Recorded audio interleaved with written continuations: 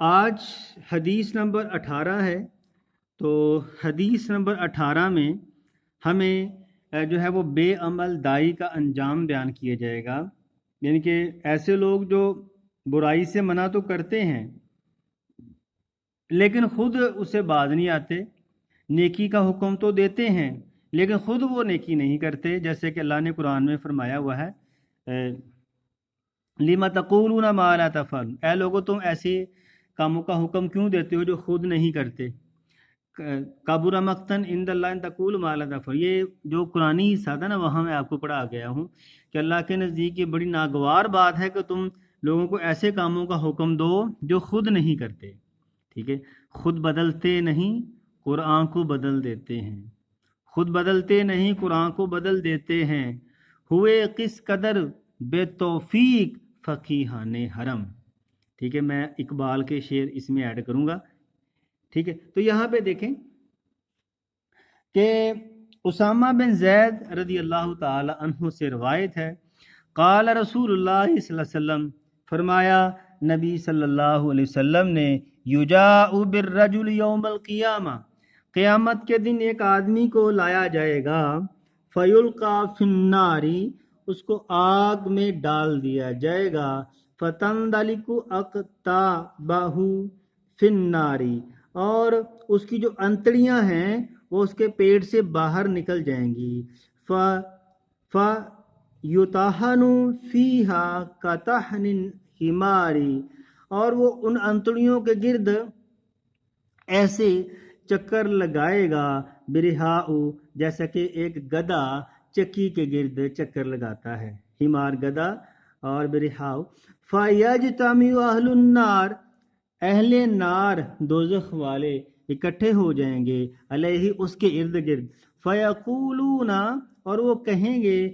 اے فلاں، اے فلاں، ما شأنک، کیا مسئلہ ہوا ہے، الیس کنت تأمرنا بالمعروف، کہ ایسا نہیں تھا کہ تو ہمیں نیکی کا حکم دیا کرتا تھا، وتنہانا عن المنکر، اور ہمیں برائی سے منع کیا کرتا تھا۔ شیخ صاحب آپ اس جہنم میں کیسے، آپ تو ہمیں منع کیا کرتے تھے۔ قالا، وہ کہے گا، کنتو مروکم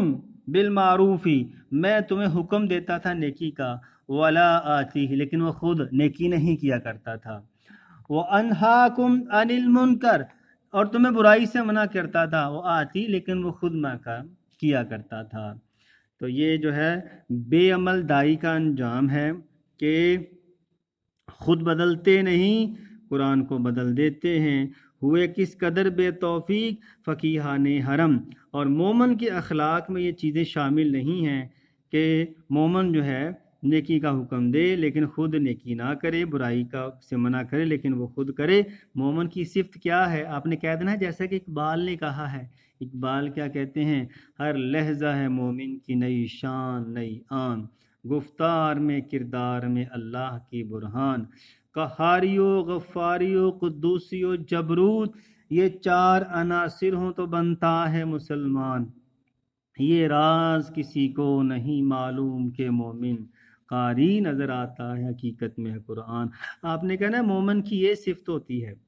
ٹھیک ہے جی۔ تو آگے گرامر کا حساب کے سامنے ہے، گرامر میں آپ کیا ہے، فعل ماضی ہے، مضارع، مرکب اضافی، حرف جر ہے اور ضمیر ہے۔ بڑی دفعہ اس کی بحث ہو چکی ہے جی، ہر لیکچر میں آپ کو ان کے بارے میں بتاتا ہوں۔ امر بالمعروف و نہی المنکر، ٹھیک ہے، یعنی کہ ہمارا حکم دینا، معروف نہیں کا مطلب روکنا، منکر کا مطلب گناہ والی چیز۔ اور امت مسلمہ کا امتیاز یہی ہے کہ امت مسلمہ کے بارے میں اللہ نے فرمایا ہے کہ تم میں سے ایک ایسی امت ہونی چاہیے جو لوگوں کو برائی سے منع کرے، نیکی کا حکم دے، کنتم خیر امت اخرجت للناس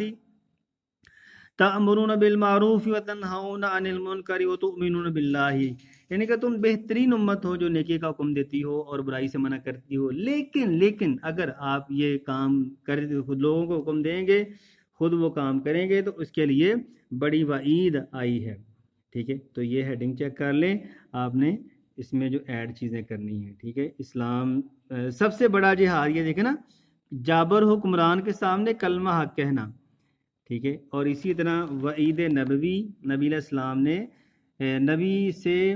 صلی اللہ علیہ وسلم سے اس فریضہ سے منہ موڑنے پر سخت وعید وارد ہوئی ہے، چنانچہ آپ نے فرمایا کہ فریضہ سے منہ نہ موڑا جائے۔ آپ نے وہ شخص ہم میں سے نہیں ہے جو ہمارے چھوٹوں پر رحم نہ کرے اور بڑوں کی عزت تعظیم نہ کرے، معروف کا حکم نہ دے اور منکر سے منع نہ کرے۔ ٹھیک ہے، تو منکر سے منع کرنے کے جو معیارات ہیں وہ ہمیں بتائے گئے ہیں۔ ہاں، دل سے برا جانے۔ ٹھیک ہے، تو یہ جی آج کی حدیث، ملتے ہیں اگلی حدیث کے ساتھ۔ اللہ حافظ۔